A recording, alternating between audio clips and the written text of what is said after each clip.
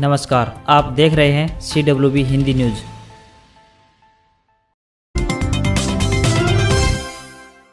हरियाणा में corona virus दम तोड़ रहा है। मंगलवार को प्रदेश में 228 नए केस मिले और 38 लोगों की मौत हो गई। राहत की बात यह है कि झज्जर और चरखी दादरी में कोई केस नहीं मिला। सोनीपत में 2 और नूंह में केवल 1 संक्रमित मिला। मंगलवार को 564 लोग ठीक हुए, जिसके बाद एक्टिव केस 3703 रह गए हैं और रिकवरी दर बढ़कर 98.33% पर पहुंच चुकी है। प्रदेश में अब तक 7,66,357 केस मिल चुके हैं, जिनमें से 7,53,584 लोग ठीक हो चुके हैं और 9,070 लोगों की मौत हो चुकी है। सुप्रीम कोर्ट के आदेश पर फरीदाबाद के खोरी गांव में तोड़फोड़ होनी थी, जिसे अब 2 दिन के लिए स्थगित कर दिया गया है। ऐसा इसलिए किया गया है ताकि लोग घरों से सामान निकालकर दूसरे स्थानों पर चले जाएं और तोड़फोड़ करते समय उनका सामान सुरक्षित रहे। ऐसे में बहुत से परिवारों ने यहां से पलायन करना शुरू कर दिया है। बहुत से परिवार विभिन्न साधनों से अपना सामान निकालकर ले जाते हुए दिखाई दिए। खोरी में होने वाली तोड़फोड़ को लेकर प्रशासन अपनी तैयारियां पूरी कर चुका है और 2 दिन बाद प्रशासन खोरी गाँव में तोड़फोड़ शुरू कर देगा। ये तोड़फोड़ खोरी गाँव के जंगलों में बने करीब 10,000 मकानों के ऊपर की जाएगी, क्योंकि सुप्रीम कोर्ट के द्वारा इन मकानों को तोड़ने का आदेश जारी कर दिया गया है। संक्रमण और कोविड की दूसरी लहर की चुनौती को ध्यान में रखते हुए स्वास्थ्य मंत्री अनिल विज ने राज्य भर के सभी छोटे बड़े अस्पतालों में स्वच्छता पखवाड़ा मनाने के निर्देश दिए हैं। इतना ही नहीं, इसके बाद में सफाई को बनाए रखने के लिए भी आदेश दिए हैं। उन्होंने संक्रमण और ब्लैक फंगस जैसी महामारी को ध्यान में रखते हुए सफाई की पूरी व्यवस्था रखने का आदेश दिया है। खास बात यह है कि इसे मंगलवार से शुरू कर दिया गया है। नागरिक अस्पतालों, प्राथमिक स्वास्थ्य केंद्रों, सामुदायिक स्वास्थ्य केंद्रों के साथ साथ सब सेंटरों में स्वच्छता पखवाड़े की शुरुआत की गई है। यह स्वच्छता पखवाड़ा 15 जून से 30 जून तक चलेगा। हरियाणा विधानसभा के बजट सत्र के दौरान मुख्यमंत्री मनोहर लाल की सुरक्षा में चूक के मामले में पुलिस महानिदेशक मनोज यादव ने विधानसभा अध्यक्ष ज्ञानचंद गुप्ता को रिपोर्ट सौंप दी है। रिपोर्ट में IPS अधिकारी पंकज नैन समेत घटना के लिए जिम्मेदार 9 अफसरों और कर्मचारियों के खिलाफ शीघ्र अनुशासनात्मक कार्रवाई की बात कही गई है। इनमें से 8 को कारण बताओ नोटिस जारी कर दिया गया है। विधानसभा अध्यक्ष इस कार्रवाई और रिपोर्ट से पूरी तरह से संतुष्ट दिखाई नहीं दे रहे हैं और उन्होंने DGP से विस्तृत एक्शन टेकन रिपोर्ट मांगी है। DGP ने 18 जून को यह रिपोर्ट पेश करने का आश्वासन दिया है। हरियाणा मंत्री समूह की मंगलवार को चंडीगढ़ में आयोजित बैठक के दौरान कई अहम फैसलों पर मुहर लगाई गई। हरियाणा लोक सेवा आयोग में सूबे की मनोहर सरकार ने सदस्यों के पद घटा दिए हैं। एक चेयरमैन के अलावा 5 सदस्य ही इसमें रहेंगे। पहले एक चेयरमैन के अलावा 8 सदस्य थे। राज्य में कमर्शियल वाहनों के पंजीकरण की सिरदर्दी भी समाप्त हो गई है। इनका पंजीकरण भी निजी वाहनों की तरह से डीलर को सक्षम बना दिए जाने के कारण वहीं से हो जाएगा। राज्य में सरकारी निजी स्कूलों में फिलहाल कोविड संक्रमण को लेकर 30 जून तक बंदी रहेगी, जबकि रोस्टर के हिसाब से स्कूलों में स्टाफ की ड्यूटी चलती रहेगी।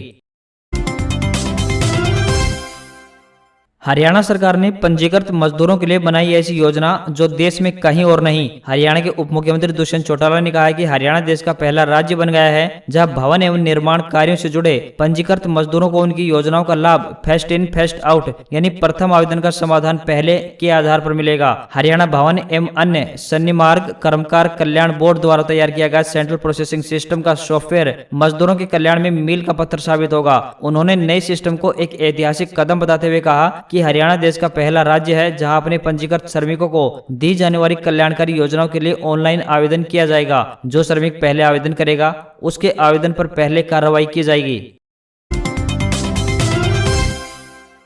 हरियाणा के मुख्यमंत्री मनोहर लाल की अध्यक्षता में हुई मंत्रिमंडल की बैठक में 1 अप्रैल 2021 से विभिन्न सामाजिक सुरक्षा योजनाओं के तहत देय पेंशन, भत्ते और वित्तीय सहायता की दर में बढ़ोतरी करने की स्वीकृति प्रदान कर दी गई है। वृद्धावस्था सम्मान भत्ता, विधवा एवं निराश्रित महिला पेंशन, निःशक्त जन पेंशन, लाडली सामाजिक सुरक्षा भत्ता, बोना भत्ता और किन्नर भत्ता को 2250 रुपए प्रति माह से बढ़ाकर 2500 रुपए प्रति माह कर दिया गया है। इसी प्रकार निराश्रित बच्चों को दी जाने वाली वित्तीय सहायता को 1350 रुपए से बढ़ाकर 1600 रुपए प्रति महीने कर दिया गया है। वहीं विद्यालय नहीं जाने वाले निःशक्त बच्चों की वित्तीय सहायता को 1650 रुपए प्रति माह से बढ़ाकर 1950 रुपए प्रति महीने कर दिया गया है। उत्तर भारत में मानसून की रफ्तार धीमी हो चली है। मौसम विभाग ने अनुमान जताया है कि अगले 3 दिनों तक भी उत्तर भारत के कई राज्यों में मानसून नहीं पहुंचेगा। मौसम विभाग ने कहा है कि 15 जून तक दिल्ली में मानसूनी हवाएं तेज हो जाएंगी। इसके अलावा प्री मानसून की बरसात दिल्ली और आसपास के इलाकों में हो सकती है। मौसम विभाग ने संभावना जताई है कि अगले कुछ दिनों में पंजाब, उत्तर प्रदेश, बिहार, हरियाणा और दिल्ली में प्री मानसून का असर दिखने लगेगा। अभी कई राज्यों में बारिश हो रही है। बिहार और यूपी में बारिश को लेकर अलर्ट जारी कर दिया गया है।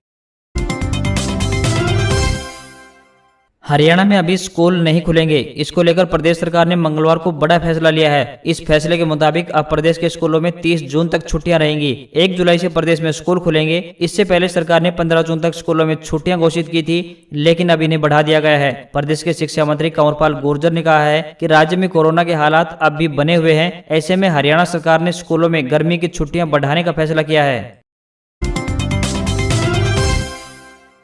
रेल यात्रियों के लिए अच्छी खबर है। रेलवे लॉकडाउन के चलते करीब 1.5 माह से बंद ट्रेनों को पटरी पर उतारने जा रही है। रेलवे 32 स्पेशल ट्रेनों को दोबारा शुरू करेगा। इससे यात्रियों को काफी राहत मिलेगी। ये ट्रेनें 18 जून से 5 जुलाई के बीच चलेंगी। इनमें साप्ताहिक और प्रतिदिन चलने वाली ट्रेनें शामिल हैं। इन ट्रेनों के चलने से हरियाणा और पंजाब के रेल यात्रियों को फायदा होगा। अंबाला के रास्ते आने जाने वाली इन ट्रेनों का संचालन की शुरुआत रेलवे प्रशासन द्वारा 18 जून से की जा रही है। इसके अलावा कालका शिमला के बीच बंद ट्रेनों का संचालन भी शुरू होने जा रहा है। कुछ ट्रेनों का समय इस प्रकार से रहेगा। लालगढ़ अबोहर स्पेशल ट्रेन 18 जून से चलेगी। श्री गंगानगर अंबाला स्पेशल ट्रेन 18 जून से, अबोहर जोधपुर स्पेशल ट्रेन 19 जून से, सूरतगढ़ बठिंडा स्पेशल ट्रेन 19 जून से, जोधपुर बठिंडा स्पेशल ट्रेन 19 जून से, बठिंडा लालगढ़ स्पेशल ट्रेन 20 जून से, Ahmedabad Shri Mata Vaishno Devi Katra via Bathinda special train 27 जून से, श्री माता वैष्णो देवी कटरा अहमदाबाद स्पेशल ट्रेन 29 जून से चलेगी। वहीं बात करें प्रतिदिन चलने वाली ट्रेनों की तो नई दिल्ली से कालका स्पेशल 21 जून से, शिमला कालका स्पेशल 21 जून से, फिरोजपुर मोहाली स्पेशल 21 जून से, नई दिल्ली चंडीगढ़ स्पेशल 21 जून से, नई दिल्ली अमृतसर स्पेशल 21 जून, श्री शक्ति वैष्णो देवी कटरा स्पेशल 1 जुलाई से व जम्मू तवी योगनगरी हरिद्वार ट्रेन 4 जुलाई से आरंभ होगी। पश्चिम डेडिकेटेड फ्रेट कॉरिडोर यानी डीएफसी संकट के समय सामरिक जरूरत भी पूरी करेगा। इस कॉरिडोर के जरिए केवल सामान की आवाजाही सुगम नहीं होगी, बल्कि सेना की जरूरत का सामान भी पाकिस्तान की सीमा तक जल्दी भेजना संभव हो पाएगा। सोमवार को यह सपना उस समय साकार होता दिखाई दिया जब पहली trial military train new Rewari station से न्यू फ्लेरा स्टेशन के लिए रवाना हुई। डीएफसी का न्यू रेवाड़ी न्यू फ्लेरा खंड उसी 306 किलोमीटर लंबे न्यू रेवाड़ी न्यू मदार खंड का हिस्सा है, जिसे प्रधानमंत्री नरेंद्र मोदी ने इसी वर्ष 11 जनवरी को वर्चुअल कार्यक्रम के माध्यम से राष्ट्र को समर्पित किया था। सोमवार को जिस समय मिलिट्री ट्रेन रवाना हुई उस समय आसपास के लोग भी रोमांचित हुए बिना नहीं रह पाए। मालवाहक ट्रेन में रखी तोप दूर से ही नजर आ रही थी। तोप व अन्य सामरिक महत्व के उपकरण देखकर लोग रोमांचित हुए बिना नहीं रह सके। हरियाणा सरकार ने यातायात नियमों के उल्लंघन पर लगने वाले भारी जुर्माने में राहत प्रदान की है। मनोहर लाल सरकार ने ट्रैफिक नियमों के 5 तरह के उल्लंघन के लिए लगने वाले जुर्माने कर राशि में छूट दी है। इसके साथ ही राज्य में अब कॉमर्शियल वाहनों का पंजीकरण भी सरकार ने आसान कर दिया है। हरियाणा में अब निजी वाहनों की तर्ज पर बस, ट्रक और टेम्पो सहित अन्य व्यावसायिक यानी कॉमर्शियल वाहनों का पंजीकरण भी डीलर करेंगे। इससे ट्रांसपोर्टरों और अन्य वाहन मालिकों को अपने वाहनों के पंजीकरण के लिए क्षेत्रीय परिवहन प्राधिकरण यानी आरटीएस सचिव के कार्यालयों के धक्के नहीं खाने पड़ेंगे। मोटर व्हीकल एक्ट में संशोधन करते हुए सभी तरह के चालान मौके पर ही भरने की सुविधा प्रदान कर दी गई है। इन चालान को भरने के लिए किसी दूसरी जगह नहीं जाना पड़ेगा। प्रदेश में कोरोना के मामले लगातार कम होने पर मंगलवार रात राजस्थान के गृह विभाग ने नई गाइडलाइन जारी कर दी है। अनलॉक 3 की गाइडलाइन में काफी रियायतें प्रदान कर दी गई हैं, छूट भी बढ़ा दी गई है। अनलॉक 3 में वीकेंड कर्फ्यू अब सिर्फ रविवार को रखा गया है। इसके साथ ही मॉल, रेस्टोरेंट, मेट्रो और सिटी बसें अनलॉक कर दी गई है। प्रदेश के सभी शहरों में सिटी बसें बुधवार से शुरू हो जाएंगी। ये बसें सुबह 5 बजे से लेकर शाम 5 बजे तक चलेंगी। इसमें किसी भी यात्री को खड़े होकर सफर करने की इजाजत नहीं होगी। जयपुर में मेट्रो का संचालन भी आज से शुरू होगा, जिसके लिए जयपुर मेट्रो रेल कॉर्पोरेशन अलग से टाइम की गाइडलाइन जारी करेगा। रेस्टोरेंट में सुबह 9 बजे से लेकर साढ़े 4 बजे तक 50% सीटों पर बैठकर खाने की मंजूरी होगी। जिम और योगा सेंटर सुबह 6 बजे से शाम 4 बजे तक खोलने की मंजूरी है। प्रदेश के सभी पर्यटन स्मारक खुलेंगे, सिनेमा हॉल बंद रहेंगे।